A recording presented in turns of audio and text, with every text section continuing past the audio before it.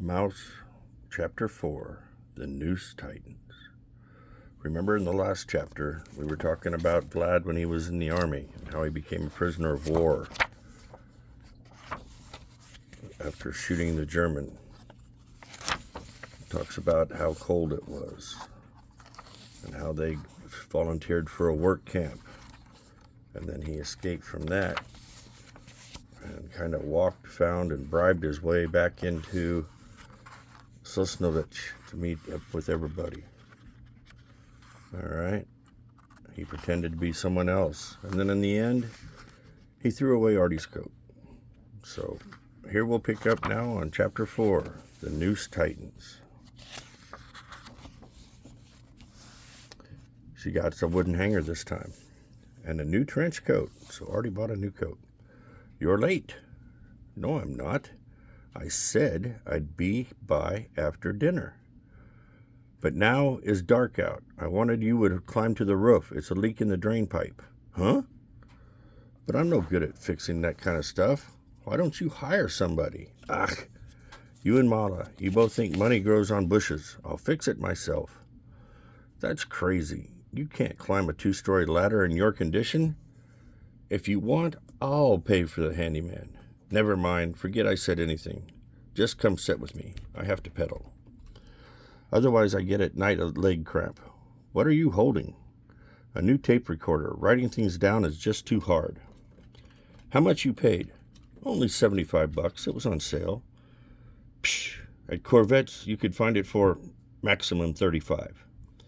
But skip it. Tell me about when you got back from the POW camp in 1940. When first I came home, it looked exactly so as before I went away. See the family sitting around the dinner of the big nice house. It was still very luxurious. The Germans couldn't destroy everything at one time. It was 12 of us living in father-in-law's household. It was Anya and me and our boy Richaud, Anya's older sister Tasha, her husband Wolf, and their little girl Bibi. And it was Anya's grandparents. They had maybe 90 years, but very alert. And of course, it was my father-in-law and my mother-in-law. And also the 2 kids from Uncle Herman and Aunt Helen, Lolek and Lonya. Herman and Hella were lucky. They were visiting New York World's Fair when the war came. This saved them. Ah, grandmother, your stew is even tastier than I remembered. No, it's not like before the war, Vladik. I can't get the foods I need. Each of us gets coupons for 8 ounces of bread a day and a tiny bit of margarine, sugar, and jam per week. That's all. So how do we manage? I donated a lot to the Zhemenin, the Jewish community organization, and Wolf works there, so we get a little extra. And then there's the black market. With money, you can always get anything. It's dangerous, though. The Nazis take you off at work camp for breaking any minor law. Worse, even if you don't break any laws, and those that are taken away, they're never seen again. Well, we should be happy we're all together with enough to eat. But we must really tighten our belts until the war ends. Come, let's play a rummy while the ladies clear the table. Has the family been taking good care of my Belisco textile factory? Don't you know? All Jewish businesses have been taken over by the Aryan managers. I went to our factory in Lodz, and they said, better go home today, old man. Tomorrow we'll carry you out. What? But isn't any money coming in? Not a single zloty. And the family wants to live the way it did before the war. Okay, Vladik, cut the cards. But Wolf, what kind of work are you doing? Just a little office work for the Zhemenid, but a few of us months ago, father-in-law took all of his valuables home from the bank safe. How long can savings last? Don't worry so much, Vladik. You'll see, the war will be over like lightning. Yeah, like lightning. Ach. Wolf looked only to play cards. I went the next day to Modrzejowska Street, where people still made money from secret businesses, not so legal. That would be the black market. Food, food coupons for Reichsmarks. Vladek Spiegelman. Mr. Ilzeki, what are you doing in Sosnowiec?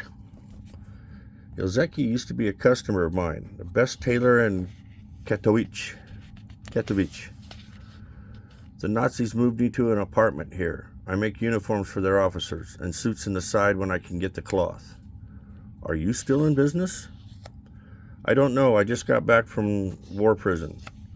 Well, if you get any cloth, come see me. This note will get you past the doorman. The note told that I worked with him. Such paper could be useful to have. I went to shops that still owed me money from before the war. But I can't pay you. A German runs my place. Now I'm lucky just to have a job. Then advance me a few yards of material without coupons. Okay, hide this under your clothes. Mr. Ilzeki, please. So I made a nice few zlotys the very first week I came home. I remember father-in-law was so happy with me. You see, at least there's one smart guy in the family. Of course, I only said I got half what I really made. Otherwise, they wouldn't save anything. No, he's really cagey, this Vladek is. A little later, I was again on Morzjowska, looking to buy some textiles without coupons. The SS closed off the whole street to inspect the working papers from everyone. I did not know before about this, but I managed to disappear into a building. They took maybe 50% of the people away. I talked about it to father-in-law. They almost got me. I'll need more than just Ilzeki's note. This is true. Come, we'll visit a friend of mine who owns a tin shop. I think his overseer can be bribed. And so it went. Okay, Vladek, since we made things for Germany, we can get you a priority work card. Remember, if there's a roundup, run in here and pretend you're working. I learned here to do things what were useful to me when I came to Auschwitz. See, it's a wood shop, a tin shop, they're forming, making metal. And so we lived for more than a year. But always things came a little worse. Father-in-law had a nice new bedroom set. The Germans looked to grab such furniture because the stores it wasn't any more to get. Wolf and I schlepped everything valuable downstairs for a Polish neighbor to hide. See, they're carrying a wardrobe down. Oof, are we leaving the other bed upstairs? Yeah, mother-in-law's too sick. She needs a good bed. Anya's mother had gallstones. The day the Germans came, she lay in the bed. Please don't take her bed. Look how sick she is. The doctor is here every day. Father-in-law had an old friend who came always over to play cards. And they left without taking anything? You know, I met a German official who would pay well for a bedroom set. Hidden, we had no use from the furniture, so we schlepped it again upstairs to sell. You have excellent taste in furniture, Herr Zeigelberg. Thank you. My men will be right back to get your wife's bed, too. Huh? You cheated us last time, Jew. Wait, I haven't been paid yet. Please, if you want to stay alive, go back inside. He was so unhappy so unhappy. So basically, the guy just stole the bed. Threatened to shoot him if he complained about it. One time I was going to see Ilzeki. This was late in 1941, I think. His house was very near to a train station. And you can see they're arresting, they're beating Jews. Pretty nasty scene. And it was going on there something terrible. I had to pass near, and they were grabbing Jews, if they had papers or not. What had I to do? Will I walk slowly? Will they take me? Will I run? They can shoot me. Then from far I saw Ilzeki walking, so I went hastily over to him. Hello, Mr. Spiegelman, what are you doing here? Don't you see what's going on? Quick, come upstairs with me until the trains leave.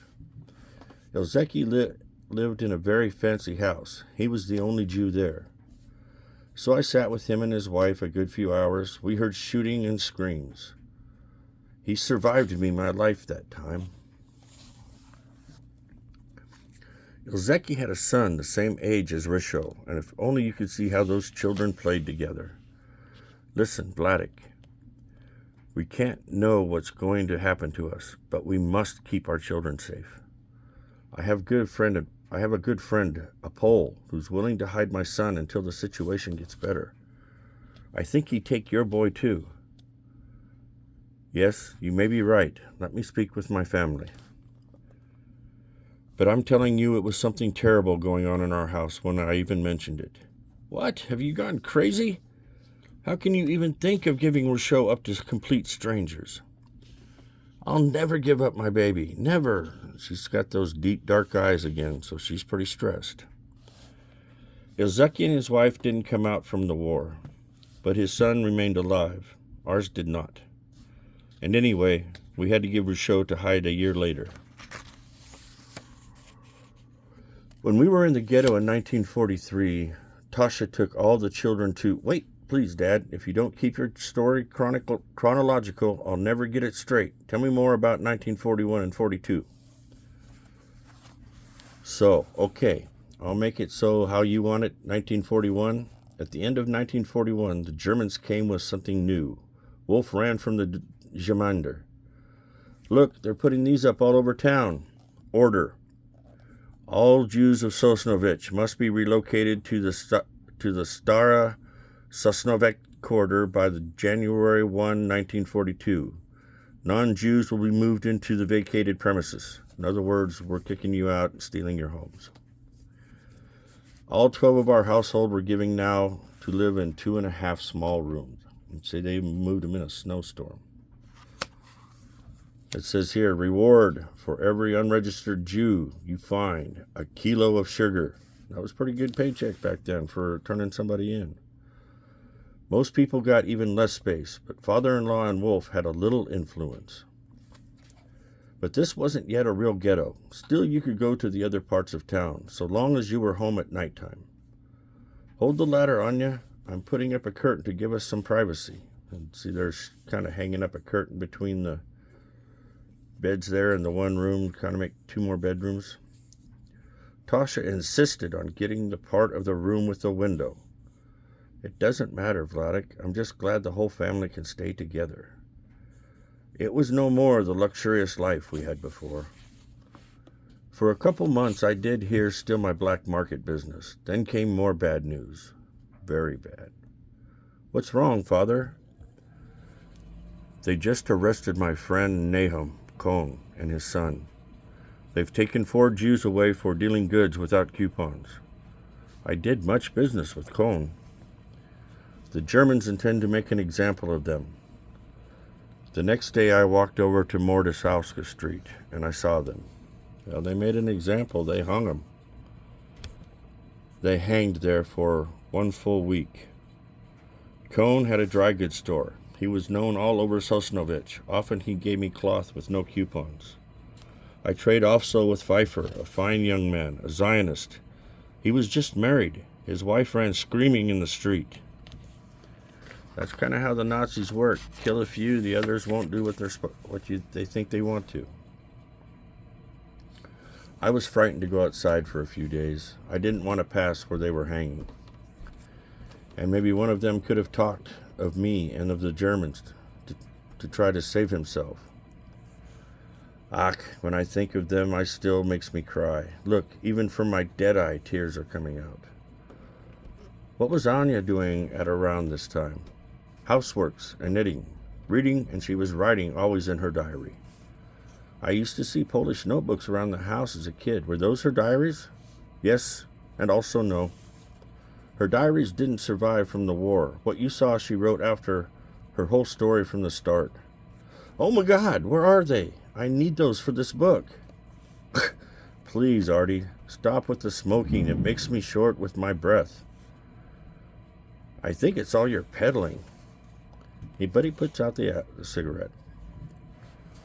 Oh, I'm losing you on the camera. Sorry about that. Don't be so smart. What was I telling you? Yes, after the hanging, I looked for another business. I started to trade gold and jewelry. It was easier to hide than clothing. I kept things hidden in the child's stroller. And I made a few zlotys. See, he's pulling the jewels out, selling them to another guy. Gold's worth something everywhere you go. For a while I had also a food business, but I didn't tell you. I met Skarzik. He had a big grocery store in Morzowska.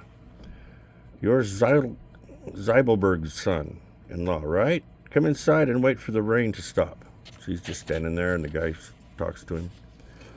So together we sat and spoke and helped from time to time a customer. Sorry you don't have enough coupons to buy a half kilo of sugar. Still, she went out with a half kilo. I smelled I could arrange something. Then a little more we spoke, and he made me a proposition. Maybe you could sell my extra items to small shops in the area under the counter. It was dangerous to carry these things, but maybe I could be lucky. He just barely got away from a hanging, and here he is a couple days later back at it. When somebody is hungry, he looks for business. One time I had 10 to 15 kilos of sugar to deliver. Halt, Jew, what are you carrying? What was I supposed to say? This I could really hang. Sugar? I'm taking it over to my grocery store. Oh, you have a shop? I made so that they would think it was legal. I went to the back door where I had to deliver. Open up, Poldick. I've got our sugar. Huh? And they left me go without even checking my papers. Boy, he was good. Old Vladik, he was pretty good. All right. But when we came to Stara Sosnowiec, all my businesses became harder. It was not so easy to move around, because now they're in the ghetto. They're under control. The tin shop finished. The owner was the only Jew they let work there. I got then a job as a German carpentry shop. Father-in-law Lolik worked already there for really no money. I didn't need this before, but now I had to have the work paper. Wolf could have arranged me a job at the Gemeindein, but I didn't want to put my hands where Jews were being taken. In other words, could have got a job, but they would take people from there all the time. And then it came again, something new from the Germans. We got a notice. All Jews over 70 years old will be transferred to Theresienstadt in Czechoslovakia on May 10th of 1942. A community better prepared to take care of the elderly than ours in Sosnowiec. It doesn't look too bad. Like a convalescent home. Anya's grandparents had about 90 years. We've been together a family for 70 years. We don't want to break apart now. Don't worry, we won't let them take you. We didn't yet know of Auschwitz, of the ovens, but we were anyway afraid. So in the yard we made a hiding place, a bunker, a cutaway view. See, they got the shed and then they hide them in this little back part with a false wall. We sneaked food to them, and when it was safe, we took them inside a little. So they were basically hiding in a closet just to stay alive. Several times came the Jewish police to our house. Our records show that Mr. and Mrs. Carmillo lived here. They haven't registered for transfer. Yes, my wife's parents. They left without a word a month ago. Jewish police? Yes, with big sticks. Some Jews thought in this way if they gave the Germans a few Jews, they could save the rest. And at least they could maybe save themselves. A month after, they again came to father-in-law. Mr. Zeibelberg, you and your wife must come with us. If the Carmillos don't turn up in 3 days, you two will be sent in their place. Oh boy. He had still a little protection from the Geminides, so they took only him away, not his wife. He sat a few days there, then he sent to us a note. He wrote that we had to give over the grandparents even if they took only him away. Now next they would grab his wife and then the rest of the family. So what happened? What happened? We had to deliver them. We thought it was to the Residenzstadt that they were going. Let us know if you need anything. They say goodbye and turn them over.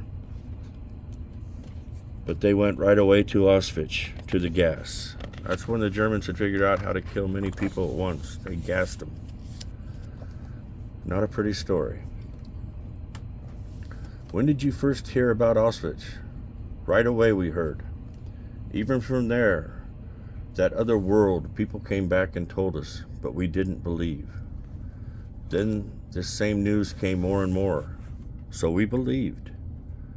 And later on, we saw even worse. After what happened to the grandparents, it was a few months quiet. Then came posters everywhere and speeches from the Geminid. Fellow Jews, on Wednesday, August 12th, every one of you, young and old, male and female, healthy and sick, must register at the Dinth Stadium. Oh no, now what? There's no cause for alarm. It's only a matter of inspecting your documents and stamping them. This will protect you as citizens of the region. I'm not going. It's a Nazi trap. Everybody was worried.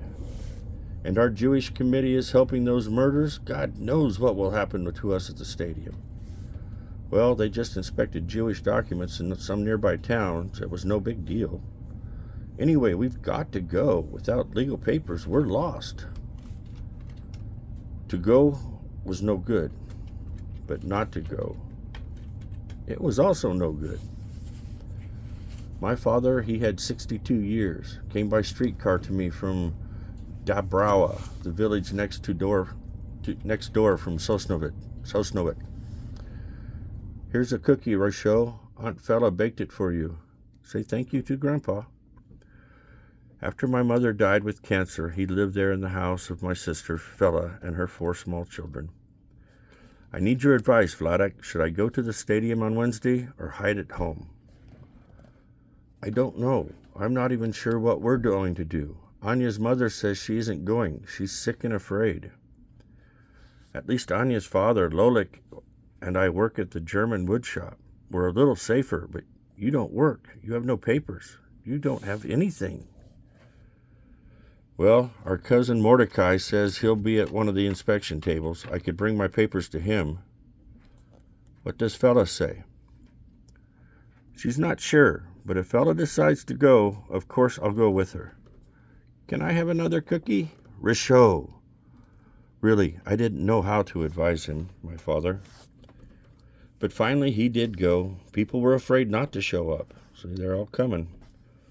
So it came to the stadium almost all the Jews of Sosnowiec, and from the other villages near, maybe 25 or 30,000 people. That's a lot of people in one spot, filling it up. Everyone came, very nicely dressed. They tried so that they would look young and able to work in order to get a good stamp on their passport. When we were everybody inside, Gestapo with machine guns surrounded the stadium.